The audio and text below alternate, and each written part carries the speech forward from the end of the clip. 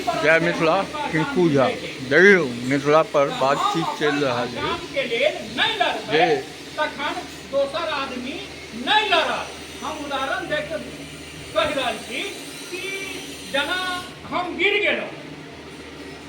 गेलहुँ आ चुपे चाप छी तऽ केओ हमरा उठा नहीं सकैया। हम गिर गेलहुँ चुपे चाप छी नहीं बजै छी या हमर भाव भंगिमा नहीं है तो क्यों हमरा उठा नहीं सकैया, बगल से गुजर जाए नहीं उठाए। लेकिन हम गिर गेलहुँ आ एक हाथ बढ़ा देलिए तो क्यों न क्यों खींच ले या हम कह दिलिए मुँह से आवाज निकालबे कि हो बचाबो हो उठाबो हो, तखन निश्चित रूप से कोई न कोई ऐसा जरूर हेता जे कि हमरा सबके उठा देते। एकर मतलब है कि हम जब तक जाधरी प्रयास नहीं करब अपने आप के उठावे के, अपन संस्कृति के जहन मजबूत करे के, अपन पहचान खोजे के, अपन पहचान बनावे के, ताधरी केकरो वैसे कोई बहस नहीं है, सब अपन दुनिया में मस्त है। आ हम अपन पहचान खोजब, 5 आदमी हमार बात के सुनता, जे अखिल भारतीय मिथिला पार्टी है, हम व्यवसाय से प्रोफेसर साइंस पढ़बै, लेकिन यहाँ जे है ये पहचान के लड़ाई है, केकरो व्यक्तिगत लड़ाई नहीं है, ये सिद्धांत के लड़ाई है। जोन माटी में हम पैदा भेलहुँ, जोन माटी से हमरा प्रेम भेल, सिंचित भेली, हमार परिवार चलैया, कोई माटी के कोई क्यों पूछे वाला नहीं है। बड़ा दर्द के बात है वास्तव में। हम पार्टी से जुड़ रहा मात्र एक दर्द से, एक तकलीफ से कि मिथिला सब कहैया, लेकिन मिथिला अभी तक कहाँ है पता नहीं है। एकर मतलब है कि हमरा आसपास में हम जोन माहौल में रह रहा छी, ओहि माहौल में जो है ना बहुत ही लोग के मानसिक भ्रांति है। लोग समझ नहीं पा रहा है कि मिथिला लोग के चाही रुपैया, ओकर अलावा किछ नहीं चाहिए।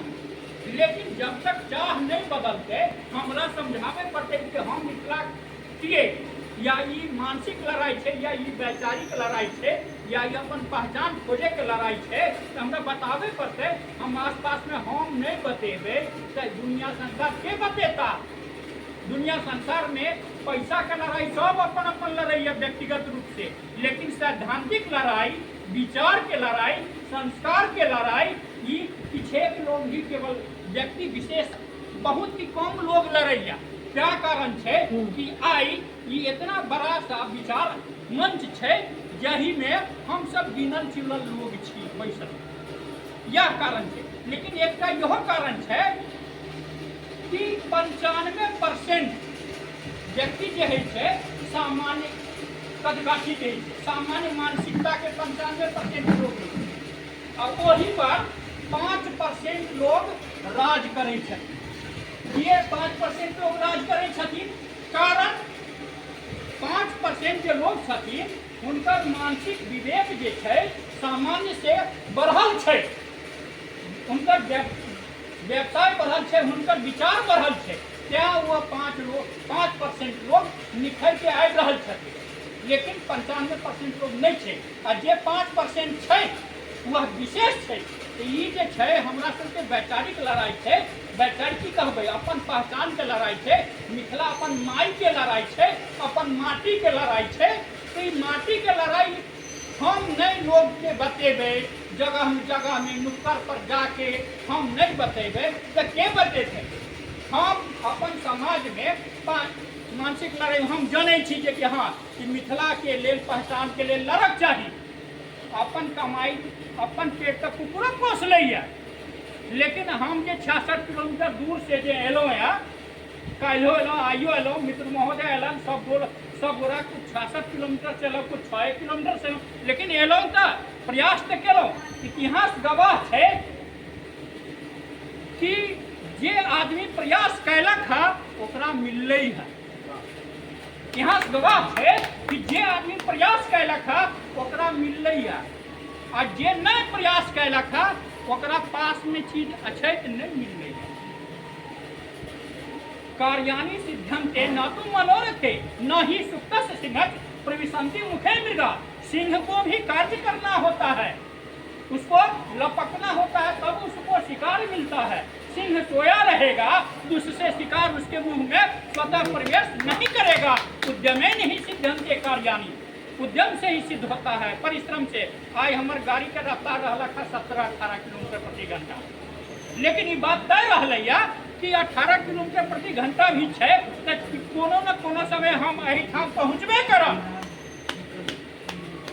क्या आई भले ही रफ्तार अखिल भारतीय मिथिला पार्टी के जे हुए, लेकिन अगर मानसिक ये मन में ठान ले लिया कि हम अपन पहचान के लड़ाई लड़ब, हम अपन माटी के लिए लड़ब, माटी के लिए आसपास में जागरूकता फैलाएं, तो ये बात निश्चित है कि क्यों कोनो न कोनो ऐसा दिन अवश्य थे।